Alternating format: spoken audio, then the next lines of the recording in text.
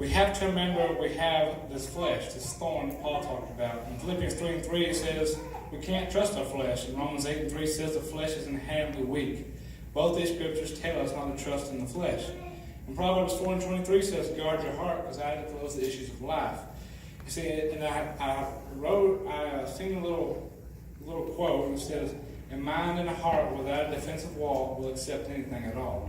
If there's nothing that guards your mind, nothing that guards your heart, any influence that you come in contact with will influence your soul, influence your thinking. And I wrote this down, by grace through faith we are saved, but it took the Lamb without blemish, innocent and pure blood on the cross to save me and you. One definition of purity is unmixed. I would go like this. So we can see that it was needful for a pure soul to atone for the sin of the world. With that being said, we see the importance of power and purity. And it's crazy to think we come in contact with so many influences. If you really think about how many people you come in contact with in a day, you'll think we're quite a long list. I wanted to read this to you in Matthew chapter 5, and verse 8 says, blessed are the pure in heart, for they shall see God. Well, as you said, what is it to see God? Well, I believe what it is to see God is to understand Him and to know Him in closeness and know Him in a relationship. You know, couples will say, well, I'm seeing so-and-so. I'm seeing so-and-so, you know, because that's who you may be, you know, dating or whatever. You'd be like, they use the term, I'm seeing them. I'm seeing the Lord. So, that's my term, I'm seeing the Lord. And so, the pure in heart shall see God. Well, we really hear a lot about purifying and purity when we hear a lot about salvation. We hear the blood purifies, and the blood brings us to a pure mind and a pure heart. Does it mean that we don't have impurities about us? No. We're of the flesh, we're going to have some impurities. And even the Bible said Job was a perfect man, and it said he was perfect. The next scripture says he was perfect because he loved good and he hated evil. And that is, I think, the Lord's definition of purity to us. We have the flesh, so we're never just going to be completely pure.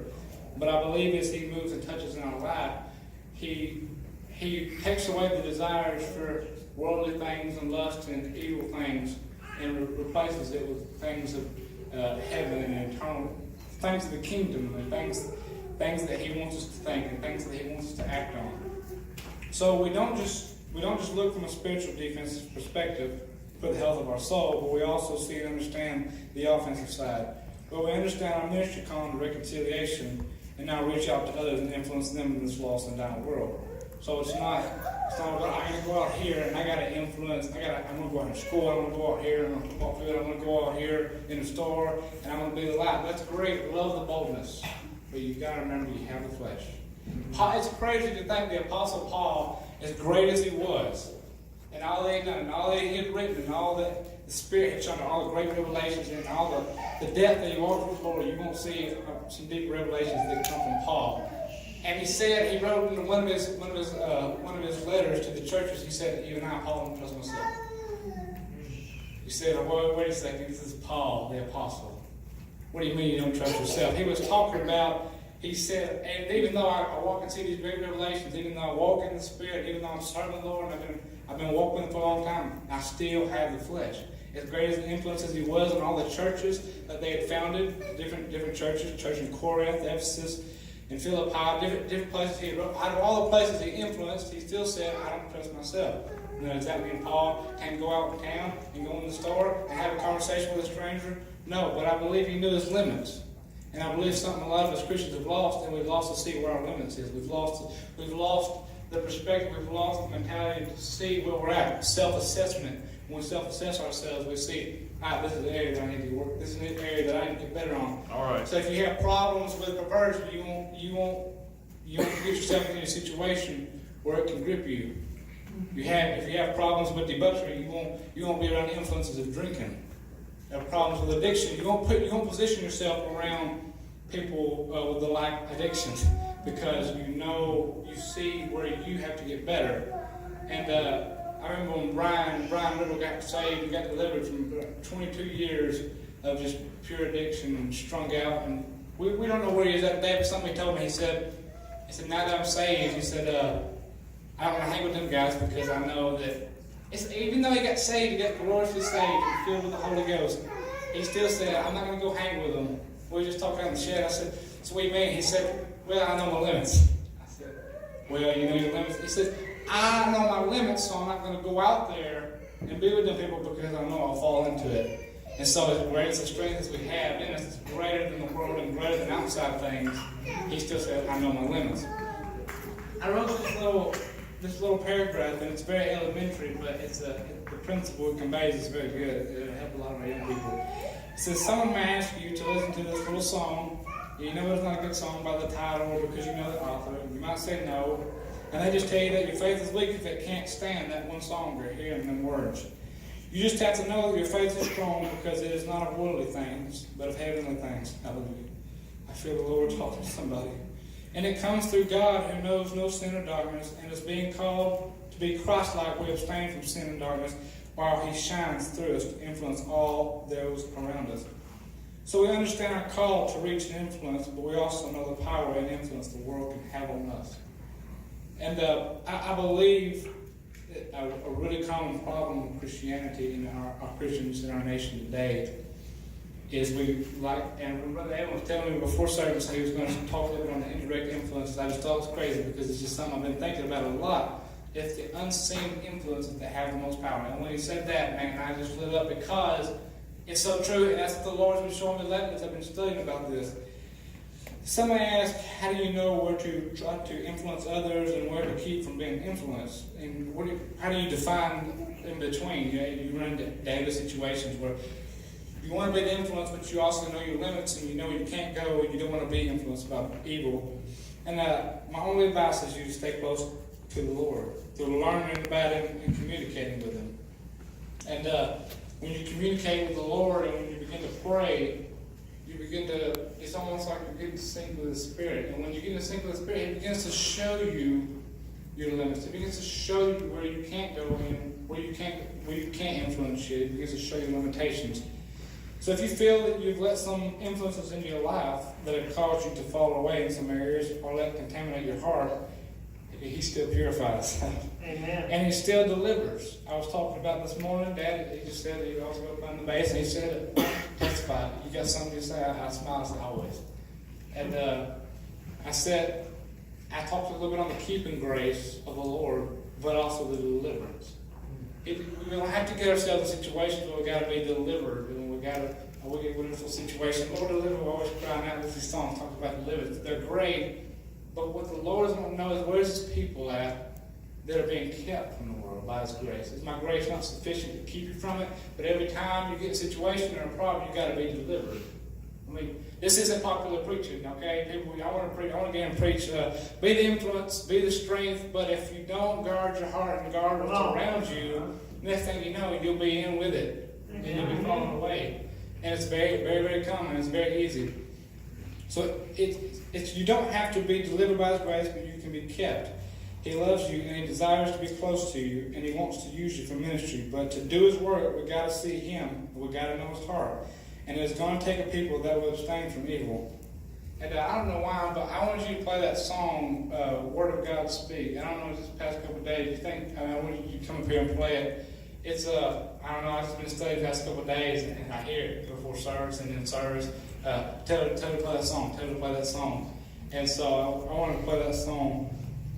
But I'm not going to hold anybody longer. I'm almost finished.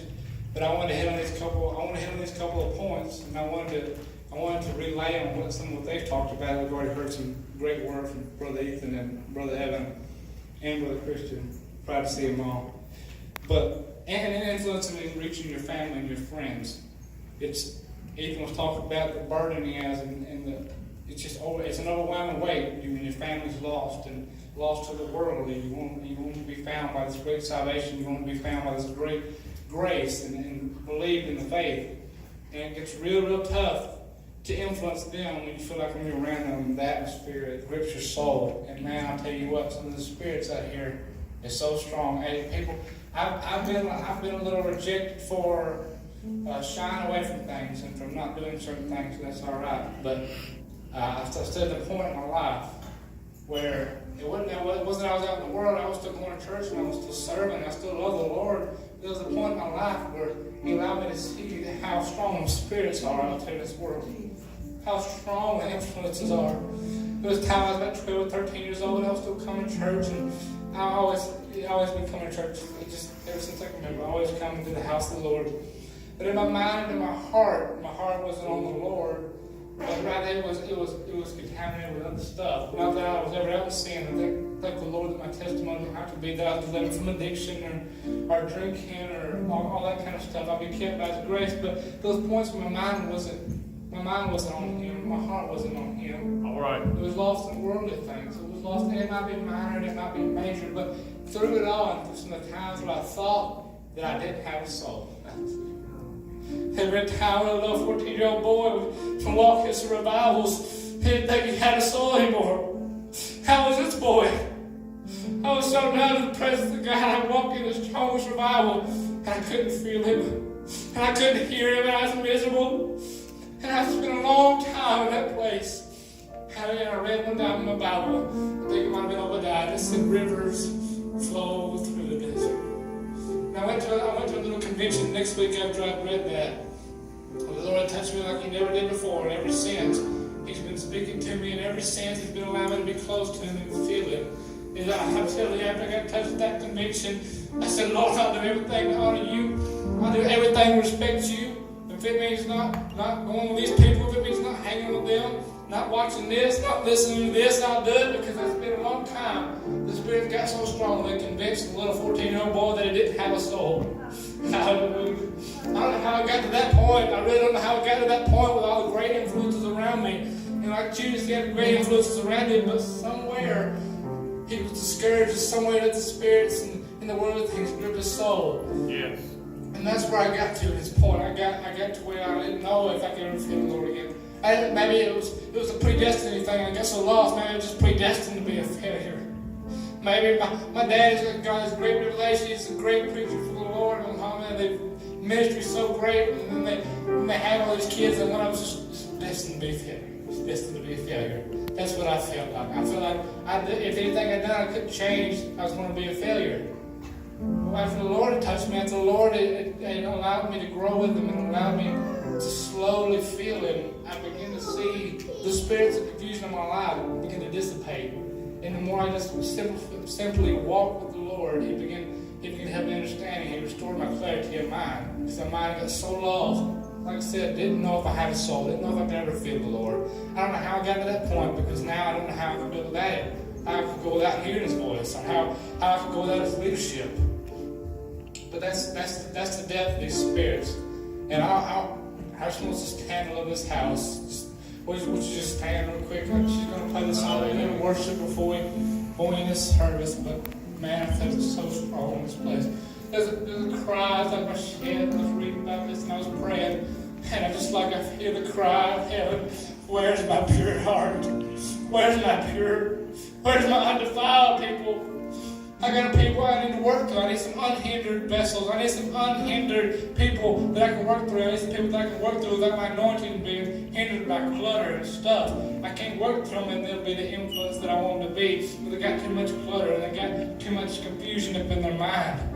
Hallelujah. Just lift your hands up, pray, say, God, I need You to purify my mind. I need You to purify my heart, Lord. If I'm going to be what You call me to be, then Lord, You're going to have to purify me. If I'm going to be what You want me to be, Lord, I want to fulfill that purpose, Lord, You're going to have to keep me by Your grace. Hallelujah. This things in this world is so strong, and we can't overcome it unless the Lord helps us. We can't overcome it without His leadership. We can't overcome it without His grace.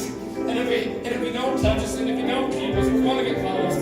We're going to get to that point where that little boy didn't think he had a soul, didn't think he could ever feel God, didn't think he could ever have a great purpose. Hallelujah. But the hand of the Lord, and the rivers flow through deserts. The rivers flow through deserts. When you feel like you can't feel God, He's still there. Hallelujah. When you feel so numb to Him, He's just there. He's just waiting for you to get over yourself and begin to trust in Him in all the problems. Hallelujah. I don't know if you grab somebody beside you, you can come up here to this front. I believe some of our older men are going to lay hands and they're going to pray. If you want to go down these aisles and grab somebody and pray with them, I believe that'll be all right. Because I believe the Lord is going to honor and worship. I believe the Lord's going to honor your prayer tonight. Just find somebody to go pray with them. Just worship with them. Yes, God. Praise You. Worship You. Finding myself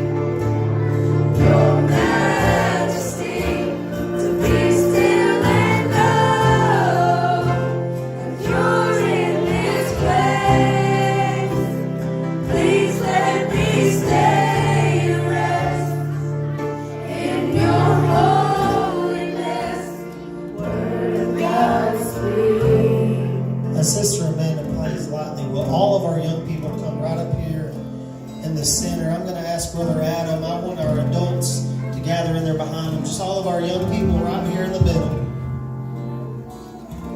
Come on down. Caleb, come on in. And I just want our adults here to come in and gather in behind them. I'm going to ask Brother Adam to say a prayer over them. Influence is a big thing, and I know school's starting back, and I know several of us go to public school, and if you do or if you don't, there's influences everywhere.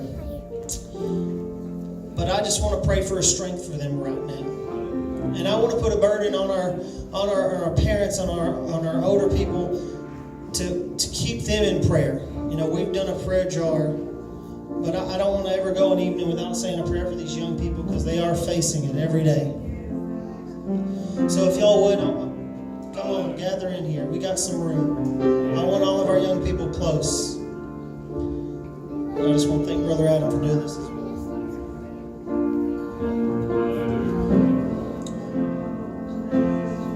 Father God, thank you. Let our life be a testimony to you of the good work you started in us.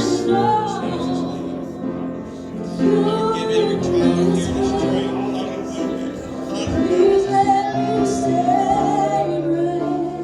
to be strong in your word, to be